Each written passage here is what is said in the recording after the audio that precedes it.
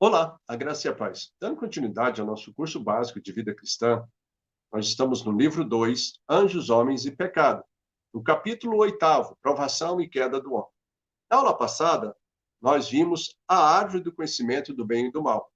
O tópico levantava alguns questionamentos para facilitar o nosso entendimento. Primeira questão: será que o pecado do primeiro casal foi o relacionamento sexual? Bom, a Bíblia diz que Deus deu uma ordem para esse casal. Ele falou: crescei, multiplicai e enchei a terra, dando a conotação, a bênção dele sobre o relacionamento sexual. Portanto, não foi essa questão. Segundo, o que é a árvore do conhecimento do bem e do mal? Bom, ela representa a tentativa do homem de ser igual a Deus. Terceiro, o que é que a Bíblia diz a respeito? A Bíblia diz que esse caminho leva à morte. Quarto ponto, e a árvore da vida? Bom, a árvore da vida representa a graça de Deus aos homens. E nós temos que entender que graça é favor não merecido. E não podemos conquistar, mas só podemos receber com humildade e gratidão a Deus por tudo que ele tem feito por nós. E a última questão: qual foi o propósito da aprovação do homem? Né? Dentro do plano geral de Deus, era de fazê-lo maduro e apto para receber maiores revelações de Deus. Amém? E aí nós fechamos o tópico 1 nessa questão. Hoje, entrando então no tópico 2, a degradação do homem. E gostaria que os irmãos sempre estivessem com a sua Bíblia agora nas mãos. Deixe aberto, por favor, em Gênesis, no capítulo 3. Nós vamos praticamente avançar muito nesse capítulo, mas nós vamos ficar mais nele, amém? Então, observe, a queda do homem foi, sem dúvida, a mais negra, né, história da humanidade. Então, eu poderia até dizer, foi assim, o capítulo mais negro da história da humanidade. Então, vejamos aí, Gênesis no capítulo 3, do versículo 1 ao 7. Mas a serpente, mais sagaz de todos os animais selváticos que o Senhor Deus tinha feito, disse à mulher: é assim que Deus disse: não comereis de toda a árvore do jardim? Respondeu-lhe a mulher: do fruto das árvores dos jardins podemos comer, mas do fruto da árvore que está no meio do jardim, disse Deus: dele não comereis, nem tocareis nele, para que não morrais. Então a serpente disse à mulher: é certo que não morrereis, porque Deus sabe que o dia em que ele comer, se vos abrirão os olhos, e como Deus, sereis conhecedores do bem e do mal. Vendo a mulher que a árvore era boa para se comer, agradável aos olhos, e árvore desejável para dar entendimento, tomou-lhe do fruto e comeu. E deu também ao marido, e ele comeu. Abriu-se-lhe então os olhos de ambos, e percebendo que estavam nus, coseram folhas de figueira e fizeram cintas para si. Amém? Amados, então observe aqui. Nós marcamos algumas palavras, né, gritando elas, porque nós entendemos que se foi 5 passos para a queda. Né? O primeiro indício da queda de Eva está no fato dela ter deixado conversar, parlamentar com Satanás. Né? Assim fazendo, ela foi ludibriada e ela começou a abrir o coração a ponto de aceitar as insinuações que o adversário, né, fazia para ela. E começou a desejar tornar-se igual a Deus. E tornar-se igual a Deus aqui seria ser conhecedora do bem e do mal. Então, essas atitudes precederam os 5 passos. Observe. Primeiro, ela olhou, né? E diz assim, no versículo 6, vendo a mulher que a árvore era boa para se comer, né? E agradável aos olhos. Primeiro ponto. Segundo ponto, desejou. Ainda no versículo 6, árvore desejável para dar entendimento. Aí começou a atitude. Terceiro ponto, tomou. Né? Tomou do fruto. Quarto ponto, comeu. Comeu, e ela deu ao marido e ele comeu. Então, observe, tudo ocorreu no versículo 6. E qual foi a consequência disso? Gênesis, capítulo 2, versículo 17. Morreu. No dia em que deles comeres, certamente morrerás. Tá? O que eu tenho que entender aqui? A expressão morrerás, usada no texto bíblico, fala tanto da morte espiritual quanto da morte física. E o que aconteceu foi exatamente isso. Primeiramente, o homem morreu espiritualmente, para depois chegar à morte física. Né? Em ambos os sentidos aqui, esta palavra fala da maneira em que se encontra toda a humanidade hoje, todos os homens, desde a sua queda. Nós nascemos, temos um ciclo e fechamos esse ciclo com a morte. Né? Então, mas o que é interessante é nós fazermos a junção do Novo com o Velho Testamento, lendo e analisando os primeiros 7 versículos do capítulo 3 de Gênesis. Principalmente o versículo 6, como nós vimos aí, que é os pontos principais. E se nós formos compararmos ali com 1 João, no capítulo 2, versículo 16, nós veremos que o pecado original de Adão e Eva tem se constituído um padrão de pecado do homem durante os milênios. Então, vejamos aqui. Em Gênesis, no capítulo 3, versículo 6, diz: a árvore era boa para se comer. Né? Em João, no capítulo 2, versículo 16, fala assim, a concupiscência dos olhos. Continuando ainda. Depois, Gênesis 3, 6. Era agradável aos olhos. João, 1 João 2,16. A concupiscência dos olhos. Por último, Gênesis 3, 6. Desejável para dar entendimento. 1 João, capítulo 2, 16. A soberba da vida. Então, observe, nós fazemos uma conexão perfeitamente com a concupiscência da carne, com a concupiscência dos olhos e a soberba da vida, juntamente com vendo, tomou, vendo desejável e tomou. Tá? Então, Adão e Eva agora conhecia o bem e o mal, mas que diferença isso faria se a desobediência os condicionou a só fazer o mal? Do que valeria o bem se a obediência, a desobediência condicionou eles a fazer e a praticar só o mal?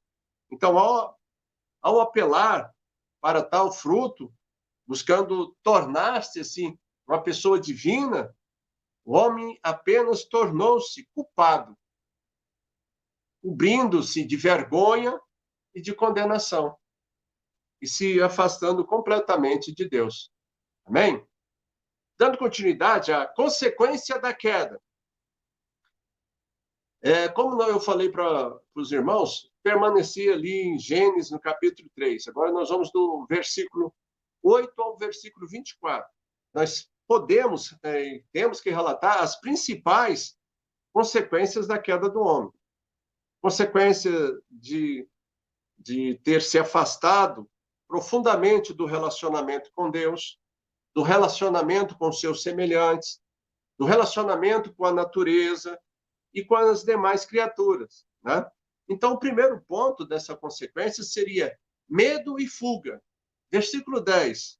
Ouvi a tua voz no jardim, e porque estava nu, tive medo e me escondi.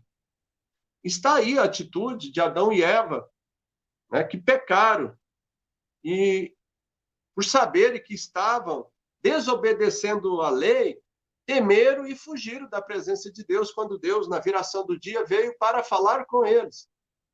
Então, a primeira consequência é o medo e a fuga. Segundo, maldição sobre a serpente. Os versículos 14 e 15. Visto que isso fizeste, maldito és entre todos os animais domésticos e o de entre todos os animais selváticos. Rastejarás sobre o teu ventre e comerás pó todos os dias da tua vida. Porém, inimizade entre ti e a mulher, entre a tua descendência e seu descendente. Este te ferirá a cabeça, e tu lhe ferirás o calcanhar. Amém?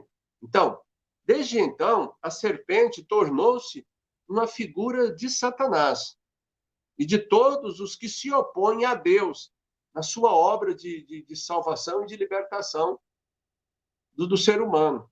Amém? Terceiro, a sorte da mulher. Versículo 16. Multiplicarei sobre modo dos sofrimentos da sua gravidez. Em meio de dores dará à luz filhos. O teu desejo será para o teu marido, e ele te governará. Né? Amados, essa passagem aqui deixa um ponto para refletir. O sofrimento e a tristeza em conexão com a mesma forma adicionadas em consequência do pecado. Multiplicarei sobremodo o sofrimento da tua gravidez. Isso dá uma ideia que antes, né, a gravidez da mulher não era de modo nenhum sofredora. Né? Passou a ser devido a esse estágio aqui. Como nós já vimos lá atrás, no tópico passado, né, de modo nenhum o relacionamento sexual é consequência do pecado do homem, porque Deus já tinha abençoado o matrimônio, né, e já tinha dado ordens para que eles procriassem. Né? Então, dá-se a entender que até aquele presente momento, a gestação da mulher não era coisa complicada, não, mas era uma coisa natural. Né? E quando ela concebia ou dava à luz, não passava por sofrimento, mas também era abençoada, sem dor. Né? Então, em consequência do pecado, a sorte da mulher foi transformada, foi mudada. Bom, 4 pontos. A sorte da terra. Versículo 16 e 17. Maldita é a terra, ela produzirá cardos e abrolhos. Aqui eu fiz um resumo, mas você lê o versículo 17 e 18. Então, observa, esta é a situação em que a terra tem se encontrado desde então, porque ela foi amaldiçoada e continuará até o estabelecimento do governo milenial de Cristo, porque a natureza anseia por este momento. Né? Anseia por este momento. Quinto, a sorte do homem. Versículo 17 a 19. E Adão disse, visto que atentaste à voz da tua mulher e comeste da árvore que eu te ordenara, não comesse, maldito é a terra por tua causa. Em fadigas obterá dela o sustento durante os dias de sua vida, e produzirá também cardos e abrolhos. E tu comerás a erva do campo. No suor do teu rosto comerás o teu pão, até que tornes a terra, pois dela foste formado, porque tu és pó, e ao pó tornarás. Amém? Então, não obstante tenha sido o homem criado por Deus, tendo entre os seus propósitos, né, designado o homem para cultivar a terra sem sofrimento, agora a coisa muda. Né? O sofrimento era derivado do labor, do trabalho dele. Né? Antes ele fazia isso com a maior naturalidade, sem problema nenhum, mas agora ia ser pesado. Ia ser difícil obter o pão de cada dia. Mas lembrando, isso só veio depois da desobediência, depois da queda. 6. O conhecimento do bem e do mal. Versículo 22. Então disse o Senhor Deus: Eis que o homem se tornou como um de nós, conhecedor do bem e do mal. Ao desobedecer a Deus, ele adquiriu o conhecimento do pecado. Nós já vimos anteriormente, nós falamos sobre isso. Apesar dele ter adquirido o conhecimento do bem e do mal, em consequência da desobediência, ele só praticava o mal, ele não conseguia praticar o bem. Ok? 7. Expulsão do jardim do Éden. Versículo 23. O Senhor Deus, por isso, o lançou fora do jardim do Éden. Como o Éden era um lugar de delícias, era um lugar de comunhão com Deus, onde é cheio da presença de Deus, né? O homem, no seu pecado, jamais poderia continuar ali, aproveitando de tudo que foi preparado para ele, né? Então Deus o expulsou do jardim. 8. Vedado o caminho da árvore da vida. Versículo 24. E expulsou o homem, colocou querubins ao oriente do jardim do Éden, e o refrugir de sua espada, que se revolvia para guardar o caminho da árvore da vida. Por que isso? Por que Deus vedou isso? Primeiro, porque o homem ainda não tinha comido da árvore da vida. Então, ele ainda não era eterno. E se por um acaso ele viesse a comer dessa árvore, não teria como Deus executar o seu plano de salvação, né? Não teria como o homem trazer de volta, ou melhor, não teria como Deus trazer de volta esse homem pecador. Então, por isso, ele resguardou para que o homem não comesse dessa árvore, mas que seguisse o ciclo e os projetos e propósitos que Deus tinha para ele. Amém? Bom, próximo ponto aqui, as consequências espirituais. Então, o relacionamento do homem com Deus foi profundamente afetado. Não só afetado, ele foi alterado, prejudicando assim a comunhão entre o homem e Deus, criando um obstáculo no desenvolvimento do homem, causando males irreparáveis temporariamente. Ok? E o primeiro dele, a morte espiritual. Romanos, no capítulo 5, verso 12, diz: Portanto, assim como por um só homem entrou o pecado no mundo, e pelo pecado a morte, assim também a morte passou a todos os homens, porque todos pecaram. Então, aqui, deixa nítido, fala da separação entre o homem e Deus. E essa separação foi aquilo que Deus havia advertido o homem. Porque do dia que delas comer, morrerás. Tá? Então, a primeira morte aqui foi a morte espiritual. A perda da comunhão com Deus. A perda daquela intimidade, daquele relacionamento, de na viração do dia, Deus vir, né, para ouvir o homem e conversar com ele. Segundo ponto, a perda da semelhança moral com Deus. Então, o homem, desde a sua origem, estava destinado a experimentar cada vez mais e maiores níveis de perfeição, até que ele adquirisse uma identidade perfeita com a pessoa de Deus que o criou. Esse era o objetivo de Deus. E acrescentando a ele mais e mais até que ele fosse perfeito, né?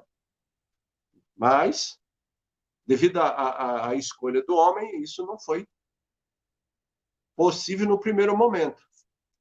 Terceiro, incompatibilidade com a vontade de Deus. Romanos, no capítulo 8, versículos 7 e 8. Diz assim: Por isso, o pendor da carne é inimizade contra Deus, pois não está sujeito à lei de Deus, nem mesmo pode estar. Portanto, os que estão na carne não podem agradar a Deus. Amém? Então, observe, a mente do homem ficou bloqueada para as revelações de Deus, né? Estava fechada. Então, não tinha como haver ali uma comunicação.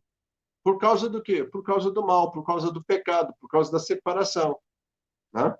Por causa da prática de tudo isso.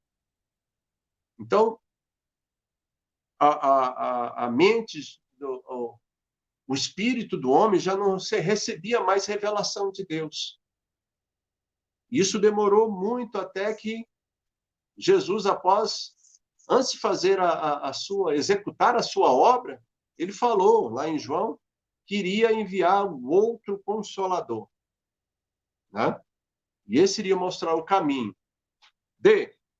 O quarto, a escravidão ao pecado e ao diabo. João, no capítulo 8, versículo 34, 34, né? E 44, diz assim: todo que comete pecado é escravo do pecado.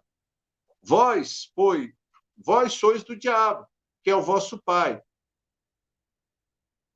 e queres satisfazer-lhes o desejo.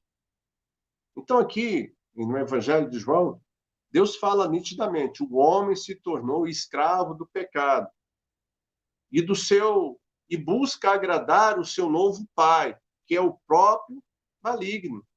Tá? Então,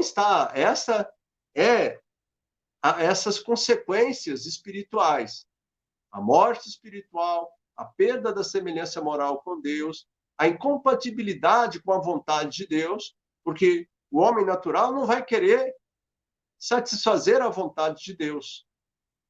E, por fim, até a escravidão ao pecado, né? E o serviço maligno a Satanás. Amém? Consequências físicas. Nosso último ponto desse tópico de hoje. Consequências físicas. Primeiro, a existência física foi reduzida. Gênesis, no capítulo 6, versículo 3. Então disse o Senhor: o meu espírito não agirá para sempre no homem, pois este é carnal, e os seus dias serão 120 dias. Né? Então, isso aqui foi a primeira vez que Deus delimitou um tempo para o homem. Né? Reduziu drasticamente. Por quê? Porque ele mesmo fala aqui, olha, o homem é carnal. Ele não está conectado a mim, não está andando em espírito, mas está praticando coisas da carne. Né? O homem que estava destinado a viver eternamente estaria agora condenado a uma morte prematura. Né? Com 120 anos, bem limitado. Se você pega no começo de Gênesis, você vê ali alguns que viveram 800, 900, né? Como Matusalém, 950 e poucos anos. Então, isso é para demonstrar, não que eles fossem eternos, não, eles não eram eternos, mas eles tinham um tempo muito, para quem era para ser, para viver eternamente, se alcançasse a perfeição com Deus, né? 900 anos também não é nada. Amém? Segundo, corrupção dos poderes do homem. Né? Um dos propósitos de Deus aí, amados, para o homem, ao criá-lo, era que ele exercesse domínio sobre tudo. Ele era administrador sobre tudo. Mas, porém, na queda, além do homem perder a semelhança moral que tinha com Deus, todos os seus poderes, né, foram transferidos para as forças malignas. Né? Todos os seus poderes se perverteram. E se você pega ali em Lucas, né, no capítulo 4, Mateus no 4 também, você vê lá na tentação de Jesus, né, quando o Satanás leva ele no alto monte, ele fala assim, olha, todo o poder da terra me foi entregue e eu dou a quem eu quiser. Mas quem entregou para ele se Deus havia entregado para o homem? Por causa da corrupção dos poderes do homem. Quando ele foi conquistado ou enganado, ele perdeu toda a autoridade que Deus havia dado para ele e ele transferiu isso para Satanás. Por isso que ele falou que tinha todo o poder. Né? Foi entregue na mão dele. E ele dava a quem ele quisesse. E o último ponto, sujeição às enfermidades. Né? Ainda que nem toda enfermidade seja causada pelo pecado direto daquele que o porta, toda enfermidade existe em consequência do pecado. Entenda isso. Tá? Ainda que toda enfermidade não seja causada pelo pecado direto da pessoa que tem, toda enfermidade existe por consequência do pecado. Mas nós temos que entender, vamos colocar aqui 2 parâmetros, né? O pecado e a morte, tá? No meio, entre o pecado e a morte, o que que tem? Tem as enfermidades e a doença. Né? A enfermidade e a doença que vai debilitar o corpo, que vai levar ele à morte. Então, se não tivesse pecado, não haveria não haveria morte, não haveria o pecado e, consequentemente, não haveria as doenças. Amém? Então, nós encerramos aqui o tópico 2, a degradação do homem. Então, você observa as consequências da queda. Não foi uma queda de uma vez, né? Foi uma queda gradativa. Foi uma queda gradativa. Ok? Então, na próxima aula, já que nós encerramos hoje o capítulo 8, nós estaremos começando no capítulo 9. A origem do pecado, tópico 1. Conceitos históricos sobre o pecado original. Tá? Então, observe, amados. Poderíamos fazer alguns questionamentos, e nós vamos tentar resolver esses questionamentos na próxima aula. Mas como adquiriu o homem essa natureza pecaminosa? Bom, são os mais diversos os conceitos que ao longo da história surgiram acerca da origem do pecado do mundo, ou no mundo, né? E nós vamos tentar responder algumas, mas nós vamos nos deter um pouco nos conceitos principais, né? Nós não vamos entrar em todos, mesmo porque nós estamos no curso básico, não é um curso mais aprofundado, é só básico. Nós temos os primeiros conhecimentos. Segunda questão, o que a Bíblia nos diz a respeito disso? Bom, à luz do ensino geral das Escrituras, o homem é apresentado como um transgressor por natureza. Desobedeceu, né? Terceiro, onde teve origem o pecado? Né? Onde teve origem o pecado? Será que o pecado teve origem com Adão e Eva? Ou será que ele é antes de Adão e Eva? Né? Espero que na próxima aula nós estejamos juntos para nós desvendarmos esses questionamentos. Se você gostou, não esquece de deixar o seu like ou o seu dislike. Ajude o canal, né, divulgando aos seus amigos e parentes, para que juntos nós possamos falar do amor de Deus, da obra de Deus na vida de cada um e levar as pessoas a terem conhecimento dos projetos e propósitos de Deus, porque esse é o objetivo desse canal, de nós, através do ensinamento, do conhecimento, nós nos aproximarmos mais de Deus. Amém? E nós contamos com o seu apoio e com a sua ajuda. Vamos atingir mais e mais pessoas para que elas possam ser também possam também conhecer a Deus e se aproximar dele. Amém? Uma semana abençoada a todos e até a próxima terça-feira.